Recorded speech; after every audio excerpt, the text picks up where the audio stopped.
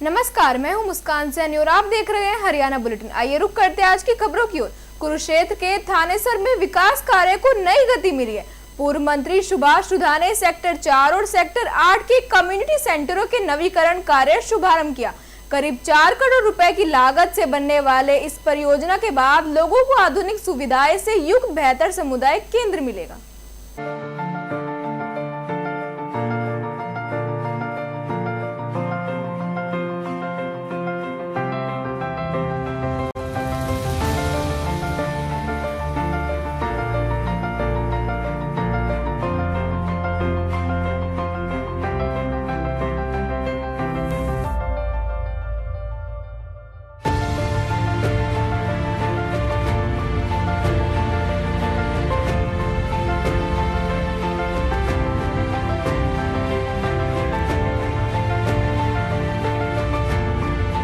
यशस्वी मुख्यमंत्री आदरणीय श्री नैब सिंह सैनी जी का धन्यवाद करता हूं, जिनका एक सपना सबका साथ सबका विकास लेकर आज पूरे प्रदेश के अंदर कार्य हो रहा है और उन्हीं के मार्गदर्शन में कुरुक्षेत्र में लगातार विकास के कार्य हो रहे हैं।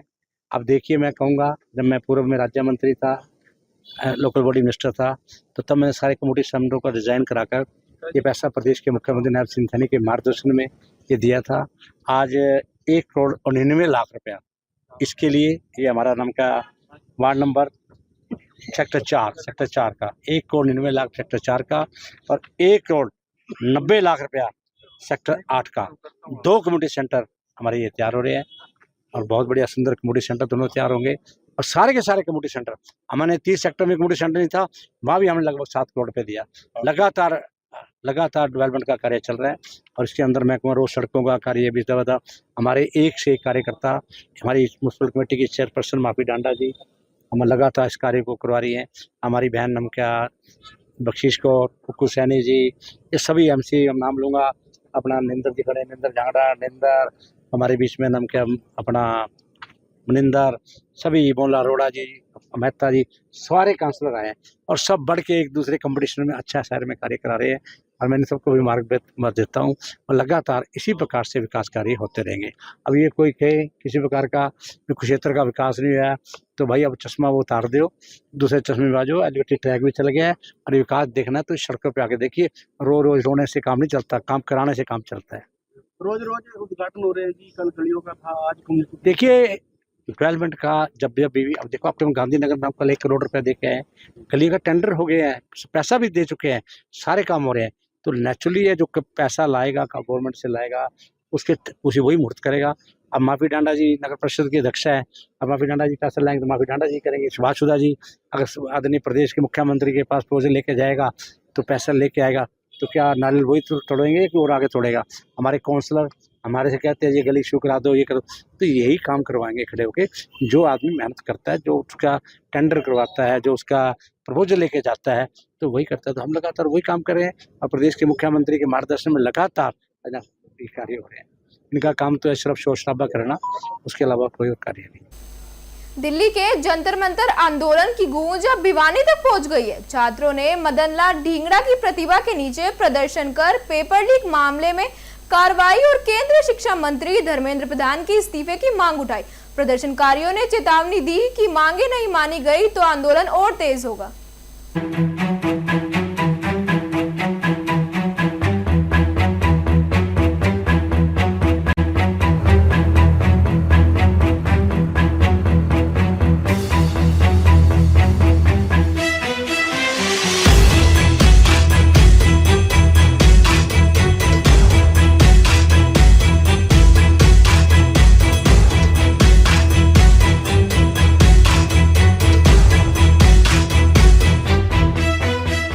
जंतर मंतर से एक कॉल है पूरे देश के लिए। कल पूरे देश के जिला हेडक्वार्टर पर जो ये पुलिस की बर्बरता हुई है, जो सत्ता की तरफ से हुई है बच्चों के साथ में, स्टूडेंट के साथ में, इसका विरोध करेंगे और मुखरता के साथ विरोध करेंगे।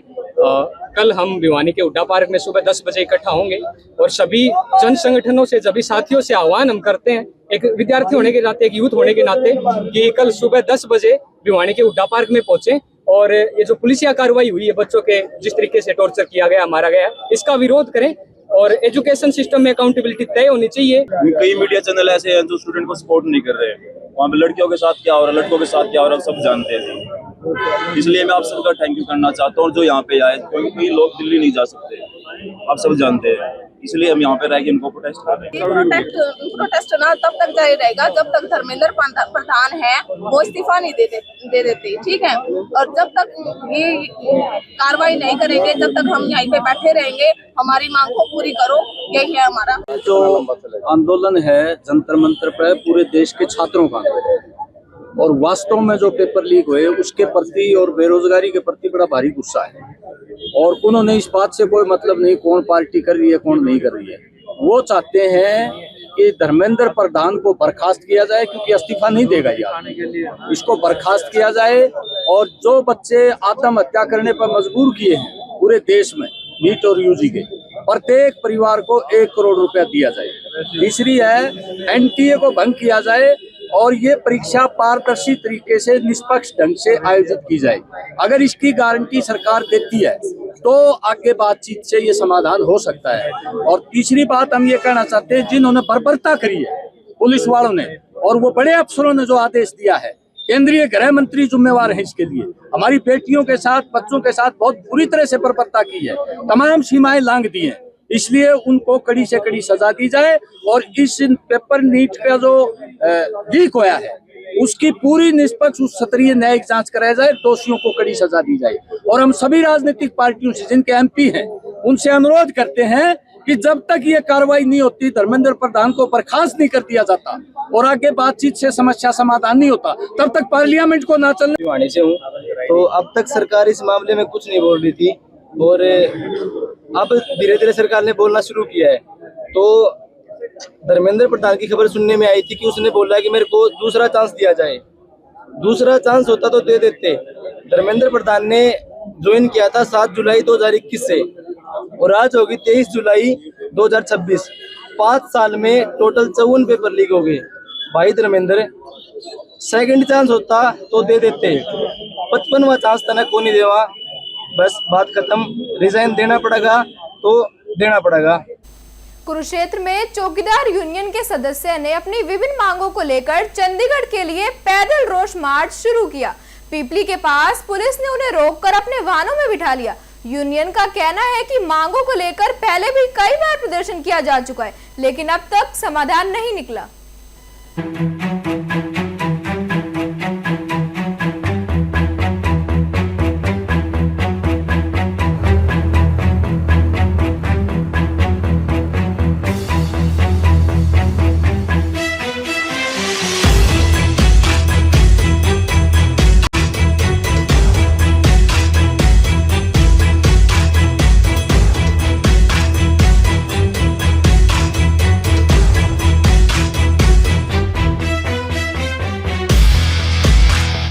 नमस्कार। हम आपका पहले तो नमस्कार कर रहे हैं जी, क्योंकि मीडिया ही हमारी आवाज़ उठाता है। मीडिया के माध्यम से सरकार को पता चलता है।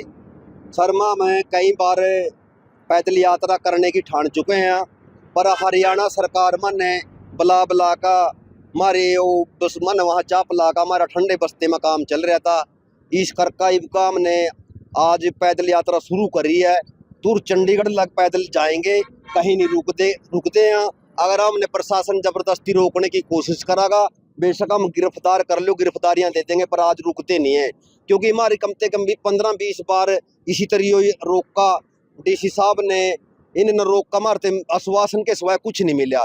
इबकाम ने सरकार को यो देखना है अगर भी क्या सरकार चौकीदारों की भी सुनती है या चौकीदारों की भी सरकार है या नहीं है। इबकाम ने ये सरकार का यो पता करना कि भी क्या चौकीदारों की सरकार हम भी भर रही है तो झूठी भर रही है सच्ची भर रही है। बस इबकाम इस कर का पैदल दूर 5 लावांगे। क्या मुख्य मांगे हैं? 2-4 कोई मांगे? सर मुख्य मांगे हैं कि हमारे को जितना हमारा काम को देखते हुए अभी हमने न्यूनतम वेतन मांगे रह जाए। बस हम तुम्हारी एक ही मांग आये हो, अगर भी न्यूनतम वेतन मांगे रह जाओ, चाहे वैसे हमने छोटा स्किल देते हो पर न्यूनतम वेतन मांगे रहते हो। कितने चौकीदार हैं जी आपके साथ? बस यहाँ से तो हम 15-20 एक चौकीदार हैं जी। सभी चौकीदारों ने कह रखा कि भी देवीलाल पार्क से जिस टाइम निकला प्रशासन हमने निकलने दिंदा रोक दिया। इस करका इबकाम पैदल निकलो, रोड पर सारे इकट्ठे हो जाएंगे रोड पर। हाँ, आगे से आगे जिलेवाज मिलते चले जाएंगे जी। तो कोई बातचीत अगर होती है सरकार से तो करेंगे? सर बातचीत तो कई बार हुई लिया, कल भी मैं अपने सीआईडी के इंस्पेक्टर साहब ने और जो डिस्ट्रिक्ट इंचार्ज है, एक अपना सिक्योरिटी का डिस्ट्रिक्ट इंचार्ज है, कल भी बुलाया रखा था। यहाँ डीसी साहब से भी बात करी। हमने सिर्फ एक बात करी थी कि अगर राजेश गुल्लर जी माने टाइम दे मिलने का तो हम आज मीटिंग कर सकते हैं, उसके ऊपर फिर सोच सकते हैं। तो अन्यथा हम पैदल चली चलेंगे। पहले 2 बार भी हम पैदल मार्च करने के लिए हाँ 2 बार हम पैदल मार्च करने के लिए निकले थे जी। हमने पीछा बलकामा मेरे लोग चौकीदार बहुत नाराज थे। मैंने उनसे यही कहा था कि 15 दिन का टाइम दे दो। 15 दिन के टाइम सरकार ने दिया था कि 15 दिन के अंदर कर देंगे, पर वो यानी हमारा फिर वो उस तरह लटक गया जी। भिवानी में ग्रामीण सफाई कर्मचारियों ने सीटू के बैनर तले सरकार के खिलाफ जोरदार प्रदर्शन किया। कर्मचारियों ने अपनी 16 मांगों को लेकर ज्ञापन सौंपा और चेतावनी दी कि मांगे पूरी नहीं होने पर 10 अगस्त से आंदोलन और तेज किया जाएगा।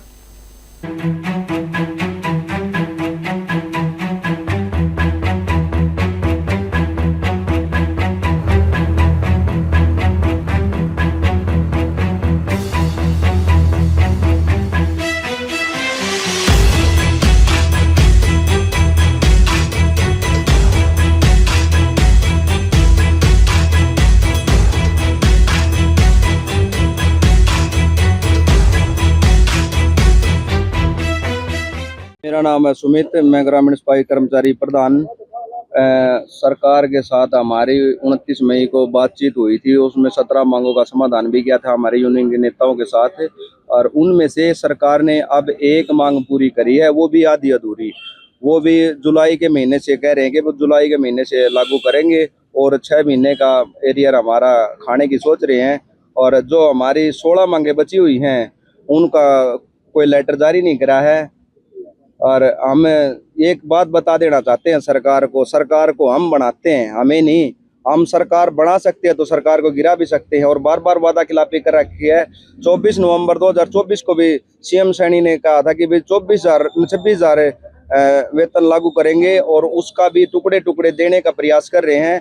हम तुरंत प्रभाव से कह रहे हैं कि भाई 26,000 तो नुक्के नु लागू हो जाए, और नहीं तो भाई हमने पक्का कर दे, हमने रोज गिरोज बदना ना पड़े। सारे सफाई कर्मचारियों ने और रोज गिरोज छोटे छोटे बालक से इनका गुजारा बसर हो जाए। आने वाले समय में हम बड़ा प्रदर्शन करेंगे और सरकार का पुरजोर विरोध करेंगे।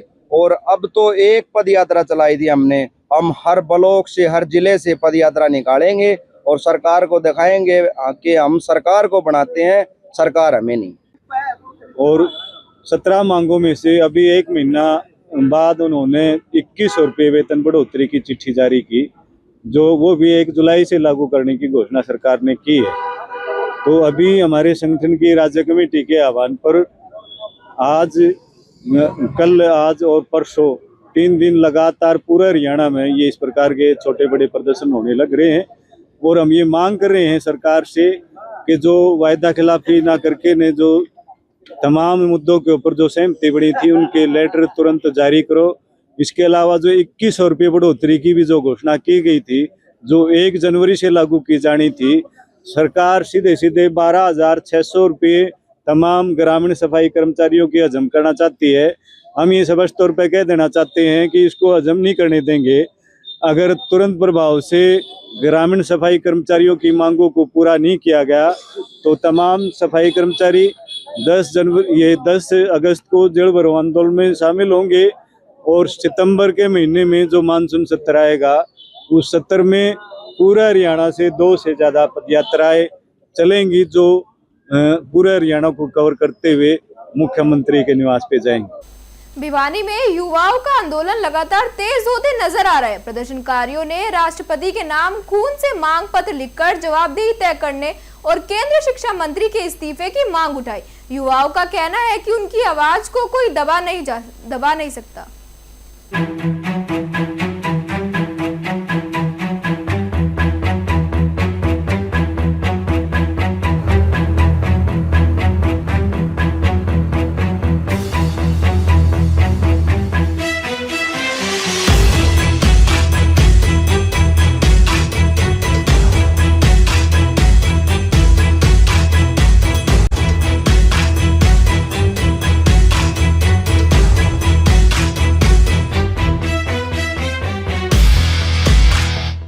आज सभी संगठनों ने और ख़ास तौर पर जो हमारे नौजवान साथियों ने, जो महापुरुष थे दो, चंद्रशेखर आज़ाद जी और बाल गंगाधर तिलक जी, उनकी जयंती मनाई गई है।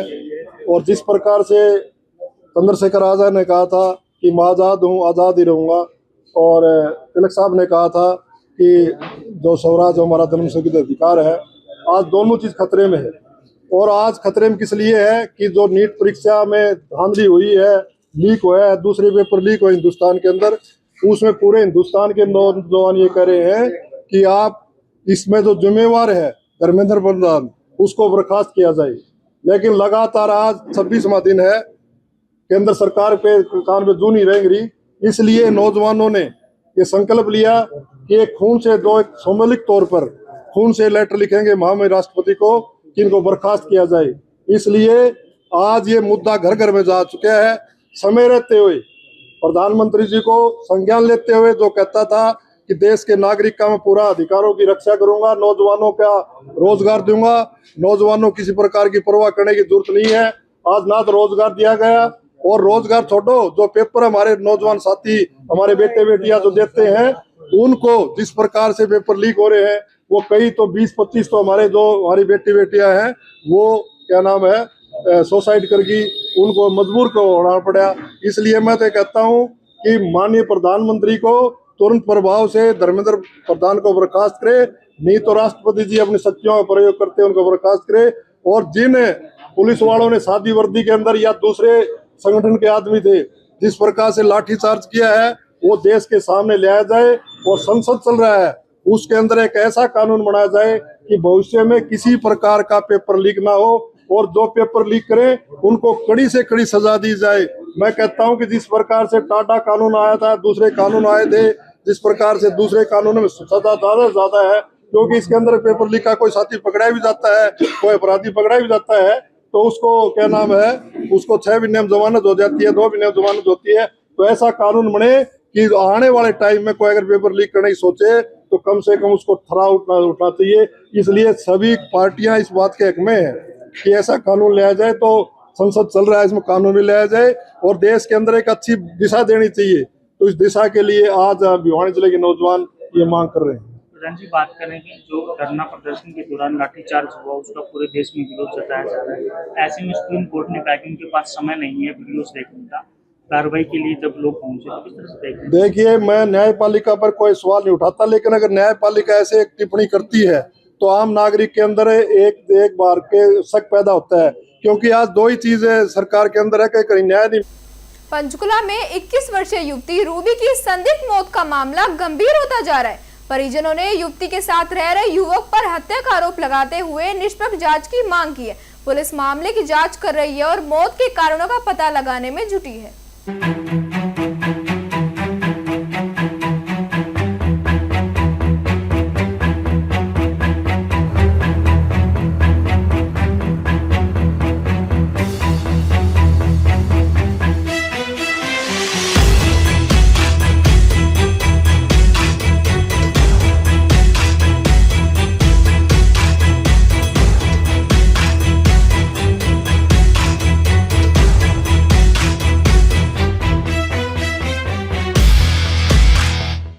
सर आपका नाम? मेरा सर राजेश कुमार नाम है जी। क्या है मामला? सर एक्चुअली ना मेरे साड़ू की गुड़िया मेरी भतीजी है बड़ी, ठीक है जी ना। उसको ना 21 तारीख को डेड बॉडी हो गई थी। उसके घर वाले उन्हें लव मैरिज किया था। 21 तारीख को छोड़ के उसके परिवार वाले भाग गए, अभी तक कोई देखने नहीं आया है। हम लोग यूपी थे, यूपी से हम लोग कल 1 बजे बैठे थे, रात को 3 बजे उतरे हम जी पंचकुले में चंडीगढ़ स्टेशन पे सर। उसके बाद हमने रिक्वेस्ट करी, हम थाने गए, थाने वालों ने मेरा गला पकड़ा, पुलिस वालों ने, और हमसे धक्का मुक्की जबरदस्ती साइन करवा रहे थे।